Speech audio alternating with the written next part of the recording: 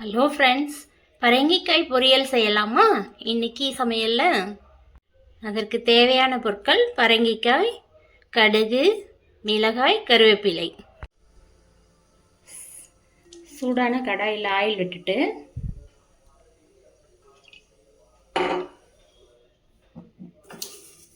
கடுகு போட்டுட்டு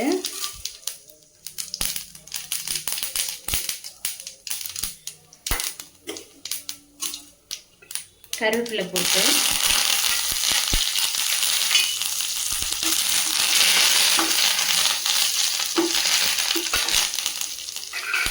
வரமிளகாய்,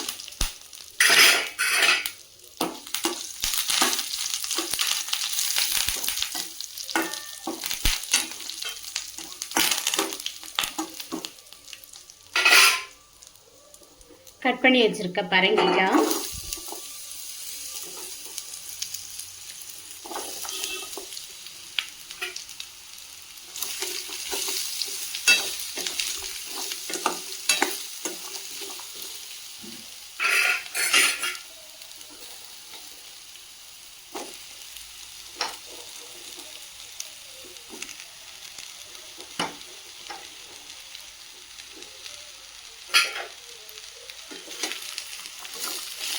பரங்கிக்காயில் ஏராளமான சத்துக்கள் நிறைஞ்சிருக்குது.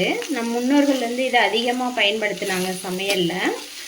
இதில் மண்ணீரல் தேவையான அனைத்து சத்துக்கள் மற்றும் உடம்புக்கு தேவையான இரத்த சிவப்பணுக்கள், வெள்ளை சிவப்பணுக்கள் வளர்ச்சிகளுக்கு, தசை வளர்ச்சிக்கு இதில் நிறையா ஏராளமான பெனிஃபிட் இருக்குது.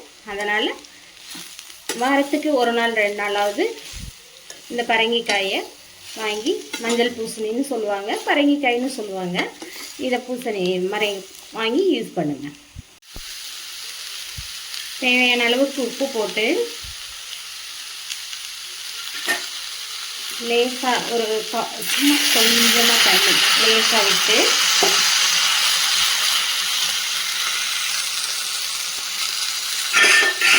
மிக்ஸ் பண்ணிவிட்டு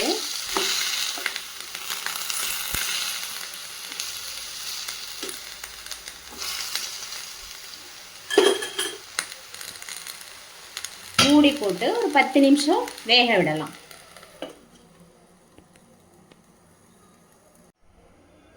மூடியை திறந்து தண்ணி இல்லாமல் வத்திருச்சான்னு பாருங்கள். அப்படியே கிளறி விட்டுட்டு தண்ணி கொஞ்சம் வற்றட்டும். அது வரைக்கும் தண்ணி இல்லாமல் இந்த காயே தண்ணி விடும் கொஞ்சம். அதனால் லேசாக தண்ணி தெளித்து மூடி வைங்க. தண்ணி வற்றட்டும்.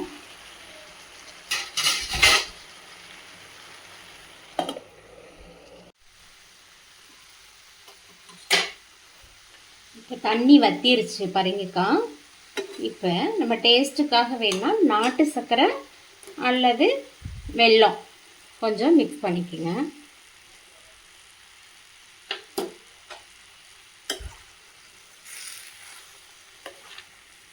நான் சுகர் தான் ஆட் பண்ணியிருக்கேன்.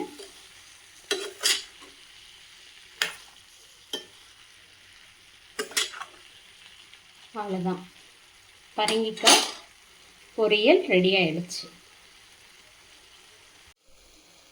இப்போ சூடான சுவையான பரங்கிக்காய் பொரியல் ரெடி.